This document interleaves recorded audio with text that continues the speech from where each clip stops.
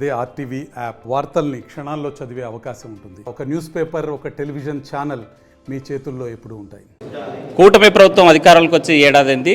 తల్లికి వందనం కార్యక్రమంతో ఈరోజు రాష్ట్ర వ్యాప్తంగా తల్లుల ఖాతాల్లో జమ చేస్తున్న పరిస్థితి ఉంది. మనతో మాట్లాడడానికి మంత్రి బీసీ జనార్దన్ రెడ్డి ఉన్నారు. సార్ చెప్పండి, ఇవాళ రాష్ట్ర వ్యాప్తంగా ఏడాది పనులు ఏం చేశారంటే? ఏడాది పనులు మేము ఏవైతే పథకాలు సూపర్ 6 పథకాలు ఉన్నాయో వాటన్నిటిని కూడా మేము అమలు చేస్తూ ఉన్నాము. 3,000 రూపాయల పింఛను 4,000 రూపాయలు చేస్తే ఎన్ని కోట్ల రూపాయలు ఎక్స్ట్రా పడుతుందో మీకు అర్థం చేసుకోవాలి ప్రజలందరూ కూడా. తర్వాత విమర్శించే నాయకులకు కూడా బుద్ధి వారి మాదిరిగా ముందు మేము 2,000ను 3,000 చేస్తామని చెప్పి అంచెల వారిగా నేను సంవత్సరానికి 250 పెంచుతా, మళ్ళా సంవత్సరానికి 250 పెంచుతా నిబంధనలు పెట్టి తూట్లో పెరిగి చేసినటువంటి పార్టీ వైఎస్ఆర్ పార్టీ. ఈరోజు ప్రభుత్వం, కూటమి ప్రభుత్వం వచ్చిన వెంటనే 3,000 రూపాయలను 4,000 చేసి అర్హులైన ప్రతి ఒక్కరికి ఇచ్చినటువంటి పార్టీ మా పార్టీ. అదేవిధంగా ఉచిత సిలిండర్లు ఇస్తామని చెప్పినాము, ఉచిత సిలిండర్లు ఇవ్వడం జరిగింది.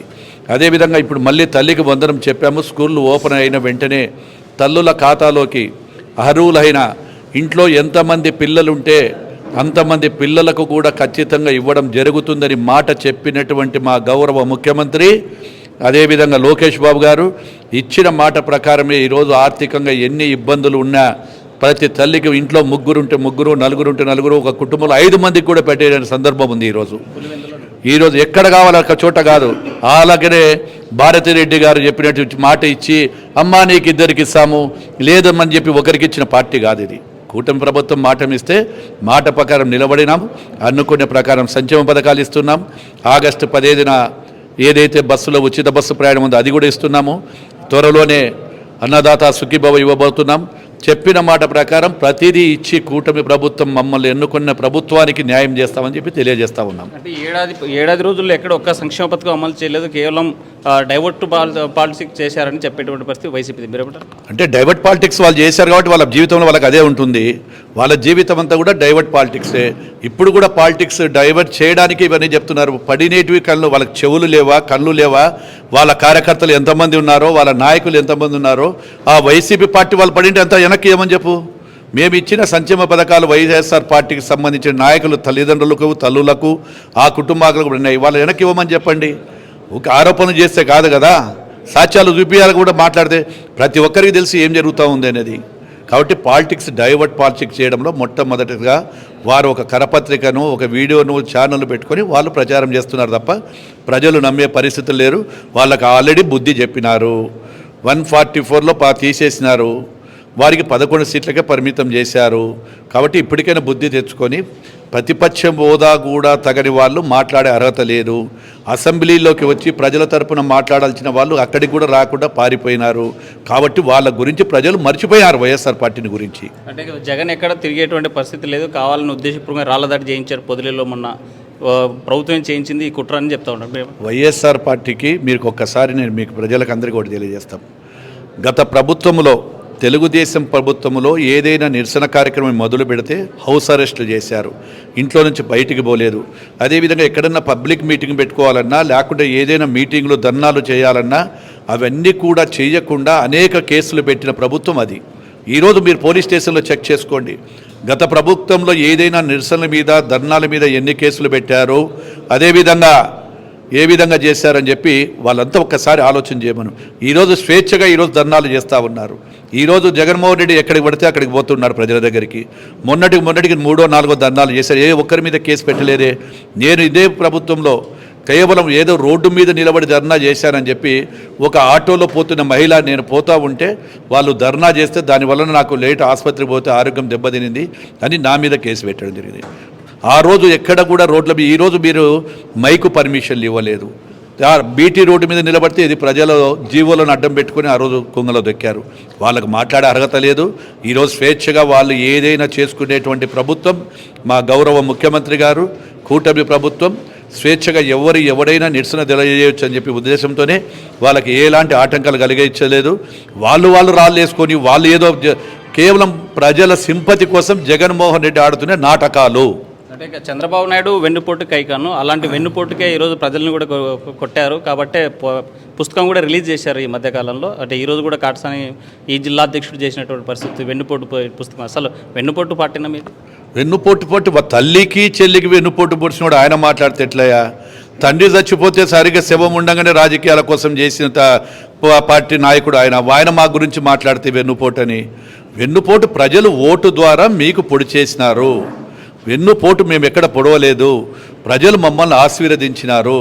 కాబట్టి నేను ఒక్కటే చెప్తున్నా, వెన్నుపోటు ప్రజలు మిమ్మల్ని ఓటుతో మిమ్మల్ని పొడిచినారు తప్ప ఎవడు వెన్నుపోటు కాదు. మీరు ఏ పోట్లు పెట్టినా ఎన్ని పాటలు పడినా మళ్ళీ జీవితంలో ఏమీ కాదని చెప్పి తెలియజేస్తా ఉన్నా. మీ ప్రత్యర్థి పార్టీ నాయకుడు కారసాని రామిరెడ్డి మాట్లాడుతూ 250 కోట్లు పెట్టి మీరు మంత్రి పదవి కొన్నారని, 150 కోట్లు ఇచ్చారని, ఇంకా 100 కోట్ల కోసం ఇక్కడ బుల్డోజర్ పాలన కొనసాగిస్తారని కామెంట్ చేశారు. మేమంటారు? మరి 250 కోట్లు ఇచ్చినేది తీసుకునేప్పుడు చూడాలంటే ఏమైనా చంద్రబాబు ఇంట్లో నౌకరీ పని చేస్తున్నాడా? చంద్రబాబు నాయుడు గారి ఇంట్లో ఇతను కూలి పని అయినా చేయాలా, లేకుంటే అక్కడ ఏదైనా అటెండర్గా ఉండాలా, లేకుంటే అవి కింద బాయ్ ఉంటాడు బాయ్స్ వాళ్ళకి ఇంట్లో వాళ్ళకి తప్ప ఎవరికి తెలియదు కదా నేను ఇచ్చేది. మరి ఆ పని చేసింటే ఒప్పుకుంటే ఆయన పని చేసినట్టు ఒప్పుకుంటే ఇచ్చింటే కరెక్టే. ఆయన పని చేసినాడు ఒప్పుకోమను. ఆ ఇంట్లో చంద్రబాబు నాయుడు గారి ఇంట్లో పని మనిషిగా ఇతను పని చేసింటే, లేకుంటే చూస్తేనో ఉంటేనే కదా ఎదురుగా చూసేది మాట్లాడేది. అవి చేసింటే కరెక్టే. బుల్డోజర్ పాలన ఎవరు చేశారు? నువ్వు చేసిన బుల్డోజర్ పాలన. ఎవడెవడు ఏడాడ ఉండేటువంటి వీళ్ళు లేఅవుట్లను బెదిరించి ఇంకొకరిని తీసుకొని ఎవరి దగ్గర ఎన్ని డబ్బులు తీసుకున్న ప్రజలకల్లా తెలుసు. ఈరోజు ప్రజల బుల్డోజర్ పాలన చేయాలంటే ఎక్కడైనా సక్రమంగా ఎవడైనా తప్పు చేస్తే తప్పు చేసినోడు కానీ అనుమతులు లేనివారు కానీ వాళ్ళు చేస్తున్నారు. మళ్ళీ ఛాలెంజ్ చేస్తున్నా, ఈరోజు స్వచ్ఛందంగా ఎవరైనా నేను అడిగితే వాళ్ళ మాదిరిగా తీసుకొని బెఫ్ట్ కేసులో డబ్బులు పెట్టుకోలేదు. గ్రామ పంచాయతీలో 4,60,00,000 రూపాయలకు పైగా ఇప్పటికే జమ చేయడం జరిగింది. ఇంకా దాతలు వస్తున్నారు. బనగానిపల్లె పట్టణాన్ని సర్వాంగ సుందరంగా తీర్చిదిద్దుతాము. చుట్టుపక్కల ఏ నియోజకవర్గంలో లేనటువంటి అభివృద్ధి కూడా ఇక్కడ జరుగుతూ ఉంది. ఈరోజు గౌరవ ముఖ్యమంత్రి గారి ఆశీస్సులతో, అదేవిధంగా పవన్ కళ్యాణ్ గారి ఆశీస్సులతో, లోకేష్ బాబు గారి ఆశీస్సులతో ఈ యొక్క నియోజకవర్గాన్ని ఆదర్శ నియోజకవర్గంగా తీర్చిదిద్దుతాము. ఇలాంటి ఆరోపణలు ఎన్ని చేసినా నాకు ఇంకా ప్రజల మద్దతు వస్తుంది. ఇటువంటి ఆరోపణలకు జవాబులు చెప్పి 5 ఏళ్ళు చూసినా ఎక్కడ కూడా కంటి మీద ఇది కూడా కన్ను కూడా వాడు చెప్పేదాన్ని ఎవరు నమ్మరు. అంటే మీరు చెప్పేది ఇంట్లో పని చేస్తుంటే కనిపించారు, కానీ హోటల్ ఇచ్చింటే ఎక్కడ ఆడ కూడా పని చేసిండాలా. హోటల్లో ఇచ్చినా బాత్రూమ్లు ఇచ్చింటే బాత్రూమ్ కడుగుతుండాలా, లేకుంటే హోటల్లో ఇస్తుంటే హోటల్లో చూసుకొని ఉండాలా.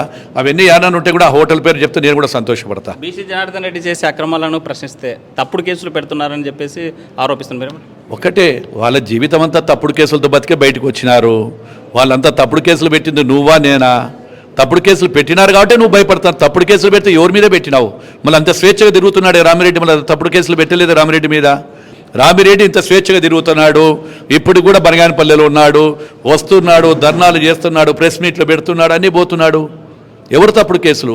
నువ్వు ఏదో అమాయకులు పిల్లలు పక్కన పెట్టి ఎగదోసి ఎవరి మీద ఏదైనా మాట్లాడాలనిపిస్తే చట్టపరంగా ఎవరైనా తీసుకుంటాము. అంతకుముందు ఇదే సోషల్ మీడియాలో విపరీతమైనటువంటి ఆరోపణలు చేసి మనిషిని కృంగదీసే విధంగా చేసి ఆరోపణలు వారి మీద పోస్టులు పెట్టిన పార్టీ వైఎస్ఆర్ పార్టీ. ఈరోజు మా నాయకుడు వచ్చిన తర్వాత ఏ పార్టీ వారైనా వాళ్ళకు మనుషులకు నొప్పించే విధంగా కానీ ఇంకొక విధంగా కానీ పెడితే అది సహించము, ఎవరైనా అరెస్ట్ చేయమని చెప్పి మేము చెప్తా ఉన్నాం. సూటిగా విమర్శించే నాయకులు మీరు ఏం చెప్పదు?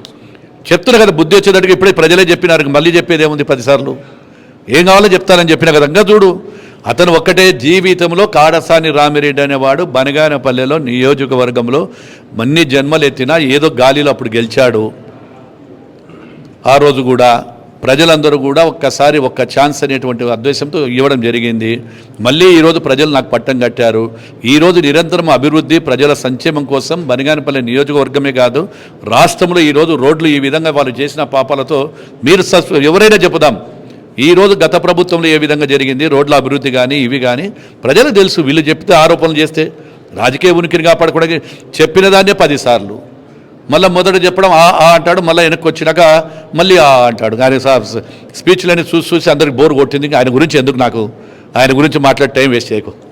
మొత్తంగా చూసుకుంటే కూటమి ప్రభుత్వం అభివృద్ధి సంక్షేమం పైన దృష్టి పెట్టింది. దాని మీద ముందుకు వెళ్తాం. అయితే మా మీద విమర్శలు చేసే వాళ్ళకి భవిష్యత్తులో రాజకీయ భవిష్యత్తు లేకుండా పోయేటువంటి పరిస్థితి ఉంది అని బీసీ జనార్దన్ రెడ్డి చెప్పే పరిస్థితి. వేడిజల చంద్రశేఖర్, హుస్సేన్ ఆర్టీవీ, కర్నూలు. మరిన్ని వీడియోస్ కోసం ఛానల్ ని సబ్స్క్రైబ్ చేయండి. లేటెస్ట్ అప్డేట్స్ కోసం వాట్సాప్ ఛానల్ ని ఫాలో చేయండి. అండ్ లింక్ డిస్క్రిప్షన్ లో ఉంది.